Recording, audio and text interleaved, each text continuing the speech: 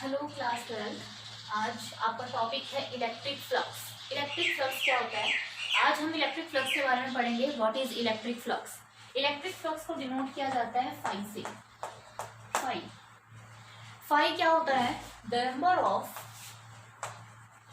Number of electric field lines passes the number of electric field lines passes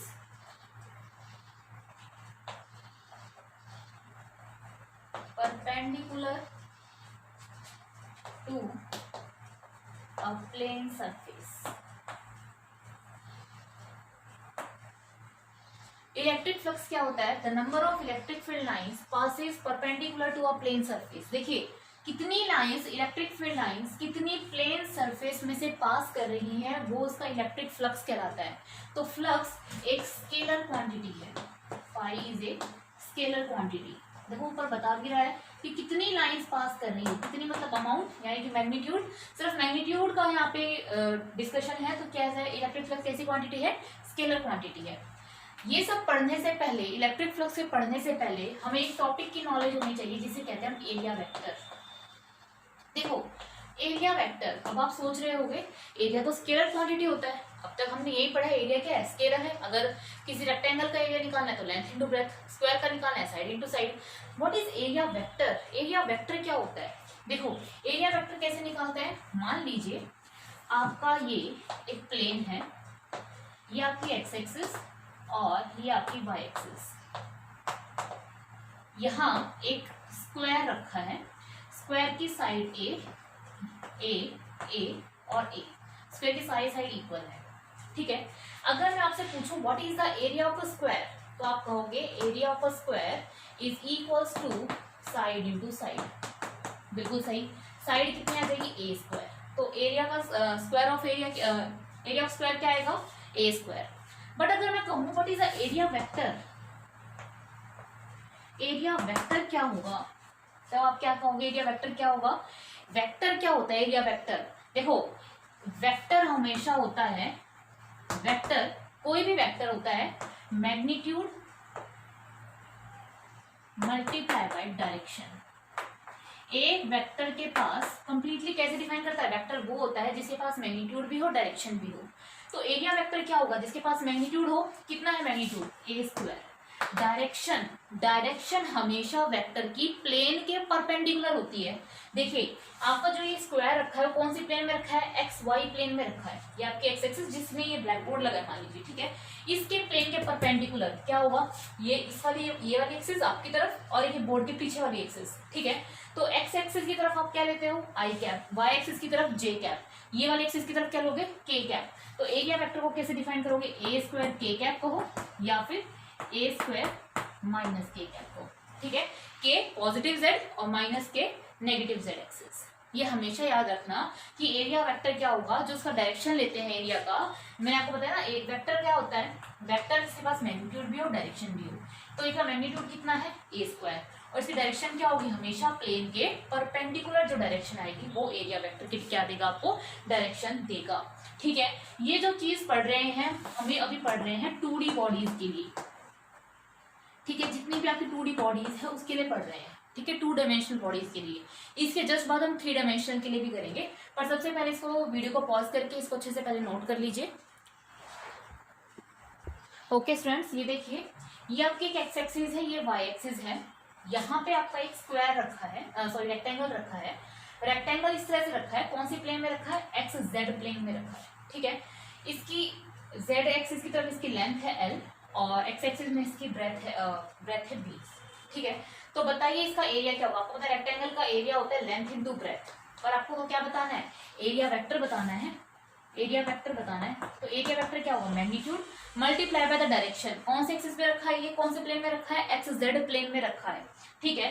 तो कौन सा इसकी plane के परपेंडिकुलर कौन होगा? वाई एक्सिस यानी कि जे कैप।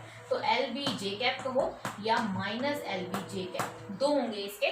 2 डायमेंशनल के पास हमेशा 2 एरिया वेक्टर, 2 नॉर्मल होते हैं। एक तो प्लस जेड मतलब प्लेन के परपेंडिकुलर। प्लेन के परपेंडिकुलर दोनों हो सकते हैं, जैसे अगर कोई चीज है, ये बोर्ड है, ठीक है, ये बोर्ड आपका इधर देखो, ये आपकी एक्स एक्सिस है ना, और ये वाली वाई एक्सिस, तो ये जो बोर्ड लगा है आपका एक्स वाई प्लेन में रखा है, लगा हुआ है, तो इसके दो परपेंडिकुलर होंगे, एक आपकी तरफ और एक पीछे की तरफ, तो दोनों कंसिडर किए जाते हैं कौन से सरफेस के लिए, 2D सरफेसेस के लिए।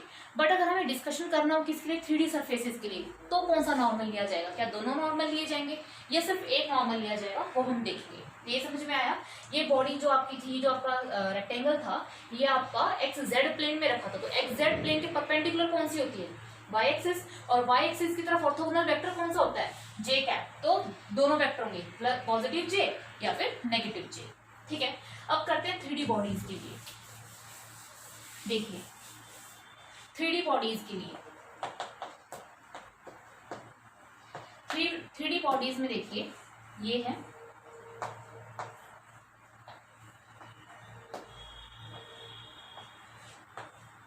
ठीक है, ये आप क्यूब कहो या क्यूबॉइड कहो। क्यूब में तो सारी लेंथ इक्वल होती है और क्यूबॉइड में लेंथ ब्रेड्थ सारी अलग अलग होती है, हाइट अलग होती है। ठीक है, मुझे बताना है, बताइए इस प्लेन के परपेंडिकुलर ड्रॉ करके बताइए, इस प्लेन का परपेंडिकुलर क्या आएगा। ये आपका फर्स्ट सरफेस, ये आपकी सेकंड सरफेस, ये क्यूब है, क्यूब का ये वाला जो सरफेस है, ये इसकी प्लेन के परपेंडिकुलर दो सरफेसेस होंगी, एक तो ये और एक ये, है ना। इस प्लेन के दो परपेंडिकुलर होंगी, एक तो ये वाली और एक ये वाली। हमेशा 3D सरफेसेस के अंदर, 3D बॉडीज के अंदर हमेशा परपेंडिकुलर बाहर वाला लिया जाता है। ठीक है, तो इसका परपेंडिकुलर कहां ड्रॉ करोगे, इस साइड। क्लियर है। अब ये देखो, ये वाला सरफेस, इसके भी दो परपेंडिकुलर होंगे, एक तो ये वाला और एक ये वाला। ठीक है, हमेशा कौन सा कंसिडर करते हैं, बाहर वाला। ठीक, ये दिख रही है ये वाला सरफेस, थर्ड सरफेस। ठीक है, थर्ड सरफेस ऊपर वाला, ऊपर वाले सरफेस के कितने होंगे, दो, एक ऊपर और एक नीचे। हमेशा कौन सा कंसीडर करते हैं, बाहर वाला, तो इसका नॉर्मल क्या होगा, ये। अब देखो ये वाली फोर्थ सरफेस, इसके ये वाला सरफेस फोर्थ नीचे वाली, इसके भी दो परपेंडिकुलर होंगे, एक ये ऊपर वाला एक नीचे वाला। तो हमेशा कहाँ लेते हैं, जो बॉडी के बाहर वाला हो, नीचे की तरफ, बॉडी को एनक्लोज करता हुआ ना हो। जैसे इसके अंदर थे, इसके दो नॉर्मल थे, ये वाला और एक ही वाला, तो अंदर वाला नहीं लेंगे क्योंकि बॉडी को बंद करते हुए है। ये वाला भी नहीं लेंगे, ये वाला भी नहीं लेंगे, इसके लिए ये वाला नहीं लेंगे, तो इसका नॉर्मल कौन सा होगा, ये। ठीक है, अच्छा एक नॉर्मल बचा, अब ये वाला सरफेस, ये वाला फिफ्थ, इसके भी कितने नॉर्मल होंगे, एक तो आपकी तरफ और एक ब्लैक बोर्ड की तरफ, तो आप वाली तरफ लिया जाएगा। ठीक है, ब्लैक बोर्ड वाला अंदर वाला नहीं लेंगे। एक ये पीछे वाला सरफेस है ना, पीछे वाले सरफेस के भी दो, एक ये और एक ये, तो ये पीछे वाला लिया जाएगा, ये वाला नहीं लिया जाएगा। समझ में आया। 3D सरफेसेस के हमेशा नॉर्मल कहाँ ड्रॉ किया जाता है, बाहर की तरफ ड्रॉ किया जाता है। ठीक है, ये बात तो क्लियर है। उसके कितने नॉर्मल बन रहे हैं, दो, पर हमें कंसिडर कौन सा करना है, हमें सिर्फ वो नॉर्मल कंसिडर करना है जो बाहर की तरफ होगा। क्लियर है। 2D बॉडीज में आपको दोनों नॉर्मल लेने होते हैं, जैसे मैं अभी आपको वो रेक्टेंगल और स्क्वायर वाला दिखाया ना। हमेशा 3D बॉडी के अंदर कौन सा लेना होता है, 3D बॉडी के अंदर हमेशा आपको बाहर वाला लेना होता है, जो बॉडी को बाहर की तरफ हो, बॉडी को एनक्लोज ना करता हुआ हो। ठीक है, अब मान लीजिए आपके पास एक 3D बॉडी है, दूसरी ये सिलेंडर। ठीक है, इस सिलेंडर की एक सरफेस, दो सरफेस, थर्ड सरफेस, ये इसका सर्कुलर क्रॉस सेक्शनल एरिया, ये भी इसका सर्कुलर क्रॉस सेक्शनल एरिया और इसका कर्व पार्ट। ठीक है, कुछ सिलेंडर ऐसा सा रखा है, ये इसका क्रॉस सेक्शन, ये इसका क्रॉस सेक्शन, ये इसका कर्व पार्ट। क्रॉस सेक्शन पे आ जाइए, क्रॉस सेक्शन के कितने नॉर्मल, दो, ऊपर की तरफ नीचे की तरफ, but we always have to consider बाहर वाला। ठीक है, ये हो गया इसका नॉर्मल। ठीक है, ये है कर्व पार्ट, इसका नॉर्मल बाहर की तरफ। इस वाली सरफेस का देखेंगे तो इस साइड नॉर्मल आ जाएगा, कोई नहीं। ये वाली सरफेस है, 3D सरफेस का हमेशा कहाँ होता है, बाहर वाला। होंगे तो इसके भी दो, नीचे और ऊपर, बट हमें लेना कौन सा है, जो बॉडी के बाहर वाला हो, बॉडी के बाहर वाला। समझ में आया। तो 3D सरफेसेस के अंदर जो हमेशा नॉर्मल ड्रॉ किए जाते हैं, वो कैसे किए जाते हैं, हमेशा बाहर की तरफ ड्रॉ किए जाते हैं। ठीक है, क्लियर हुआ आपको। 3D बॉडीज में कैसे लेते हैं, अगर मैं कहूँ एक स्फेयर है, ठीक है, स्फेरिकल बॉडी है आपकी, स्फेरिकल बॉडी है, 3D बॉडी है, अंदर से पूरी भरी हुई है। ठीक है, तो इसके भी आप नॉर्मल कैसे ड्रॉ करोगे, हमेशा नॉर्मल क्या होता है, बाहर की तरफ लिया जाता है। जैसे इस पॉइंट पे कोई कहे इसका नॉर्मल ड्रॉ करो, तो इसके नॉर्मल भी दो बनेंगे, एक बाहर की तरफ और एक अंदर की तरफ। तो आपको कौन सा लेना है, ऐसा लेना है जो इसकी बॉडी में 90 डिग्री हो और जो बाहर की तरफ हो। ठीक है, बाहर की तरफ हो 90 डिग्री हो। ठीक है, बाहर की तरफ हो 90 डिग्री हो। ठीक है, बाहर की तरफ हो 90 डिग्री हो।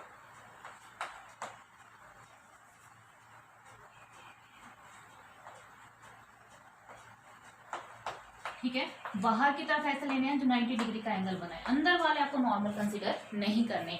तो 3D बॉडीज के अंदर हमेशा नॉर्मल कहाँ बनता है, होते तो हर एक प्लेन सरफेस के दो हैं। जैसे देखो, जैसे ये क्यूब था, ठीक है, तो मैंने कहा ये वाली सरफेस है, इसकी सरफेस यानी कि प्लेन के दो नॉर्मल थे, जैसे हमने पहले वो क्वेश्चन रेक्टेंगल और स्क्वायर वाली की। पर ये जो सारी सरफेसेज हैं, ये सारी सरफेसेज मिलकर क्या बना रही है, 3D सरफेसेज बना रही है। तो 3D सरफेसेज में हमेशा नॉर्मल कौन सा लेना है आपको, बाहर वाला, इसके बाहर वाला, इसके बाहर वाला, बाहर वाला, बाहर वाला, ये वाली सरफेस का बाहर वाला, इस वाली सरफेस का भी बाहर वाला। वो मैं दिखा नहीं पा रही थी क्योंकि कैसे दिखाती, 2D बॉडी है ये, 2D में ब्लैक बोर्ड में कैसे दिखा पाती। ये है इसका नॉर्मल बाहर, इसका नॉर्मल बाहर, इसके नॉर्मल बाहर, इसके नॉर्मल आउटसाइड बनेंगे, साइन 90 डिग्री पे बनेंगे।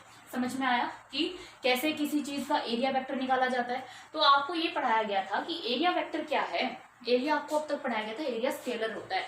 पर ये याद रखना, कभी भी किसी चीज को वेक्टर बनाना हो तो उसको उसकी डायरेक्शन से मल्टीप्लाई कर दो, यूनिट वेक्टर से मल्टीप्लाई कर दो, है ना। तो यूनिट वेक्टर जो है बहुत अच्छा कॉन्सेप्ट है, जब आपने 11th में पढ़ा होगा।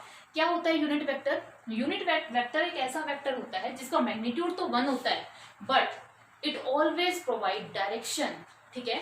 यूनिट वेक्टर का हमेशा क्या काम आता है, डायरेक्शन प्रोवाइड करना। तो एरिया वेक्टर में आपने क्या किया, एरिया वेक्टर में भी तो यही किया आपने, एरिया वेक्टर में उसके मैग्नीट्यूड को यूनिट वेक्टर से क्या कर दिया, मल्टीप्लाई कर दिया। और यूनिट वेक्टर मैंने आपको निकालने बताई थी कैसे करना है, प्लेन के परपेंडिकुलर, ठीक है। 2D बॉडीज के दोनों यूनिट वेक्टर होंगे और 3D बॉडीज के कौन सा होगा, बाहर वाला होगा, ठीक है।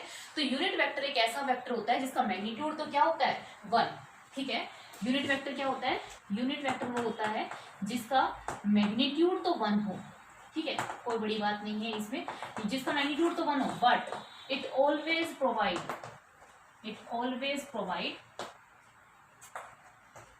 डायरेक्शन, जो हमेशा क्या करता है, डायरेक्शन प्रोवाइड करता है। इसलिए आपका जो एरिया था वो एक स्केलर था, पर यूनिट वेक्टर से मल्टीप्लाई करने के बाद क्या बन गया, वेक्टर बन गया, ठीक है। मैग्नीट्यूड तो आप निकाल सकते हो सीधा side into side, length into breadth करके, और यूनिट वेक्टर निकालने का तरीका 2D बॉडी और 3D बॉडी के लिए मैं बता चुकी हूँ। स्टूडेंट्स इसको आप अच्छे से पहले नोट कर लीजिए, वीडियो को पॉज करके। ओके, ये क्वेश्चन और कर लेते हैं, उसके बाद हमारा एरिया वेक्टर हो सकता है आपको समझ में आ जाए। ये आपके X axis, Y axis, Z, ये वाली एक्स एक्सिस, वाई एक्सिस और बाहर की तरफ जेड एक्सिस। एक आपका सर्कुलर क्रॉस सेक्शनल एरिया रखा है जिसका रेडियस क्या है, r, ठीक है। तो आपको पता है इसका एरिया वेक्टर बनाना है, तो आपको पता है एरिया वेक्टर कैसे बनाओगे, magnitude multiply by unit vector, यही तो होता है। यूनिट वेक्टर से मल्टीप्लाई कर दो किसी भी चीज को, वो क्या दे देता है आपको, एक स्केलर क्वांटिटी से वेक्टर क्वांटिटी बन जाती है, बताया अभी। तो इसका मैग्नीट्यूड क्या है, इसका एरिया क्या है, एरिया पाई r स्क्वायर, ठीक है भाई, ये तो कोई दिक्कत नहीं है, पाई r स्क्वायर। बात आती है इसकी यूनिट वेक्टर की, तो मैं इसके ऊपर एरिया वेक्टर लगा दूं क्योंकि मैंने इसे यहाँ यूनिट वेक्टर से मल्टीप्लाई कर दिया। इसका यूनिट वेक्टर ये कौन से प्लेन में है, एक्स जेड प्लेन में है, देख रहे हो, एक्स जेड में है, नेगेटिव जेड में रखा है, कोई बात नहीं। तो इसकी हमेशा 2D सरफेसेस का एरिया प्लेन के परपेंडिकुलर होता है। तो कौन सी परपेंडिकुलर सरफेस बची, वाई एक्सिस, और वाई की तरफ ऑर्थोगोनल वेक्टर कौन सा होता है, जे। तो पाई r स्क्वायर जे कहो या पाई r स्क्वायर माइनस जे कहो, एक ही बात है। तो ये दोनों क्या होंगे, इसके एरिया वेक्टर होंगे, ठीक है, क्लियर हुआ, ठीक है। तो इस टॉपिक में आज हमने कवर किया आपका area vector for 2D bodies and for 3D bodies, ठीक है। थोड़ा सा इलेक्ट्रिक फ्लक्स के बारे में किया, इलेक्ट्रिक फ्लक्स को मैंने आपको थोड़ा सा इसलिए बताया ताकि आपको पता लग सके। इस टॉपिक को मैं अगले टॉपिक से कोरिलेट करूंगी। तो इलेक्ट्रिक फ्लक्स में देखना, the number of electric field lines passes perpendicular to a plane surface. देखो ये प्लेन सरफेस था, अब आपको ये समझ में आ जाएगा ये क्या था, ठीक है। तो इसके ऊपर हम नेक्स्ट वीडियो बनाएंगे। अगर इस आपको एरिया वेक्टर में कोई भी डाउट है तो मुझसे आप कमेंट बॉक्स में पूछ सकते हैं students. Thank you so much.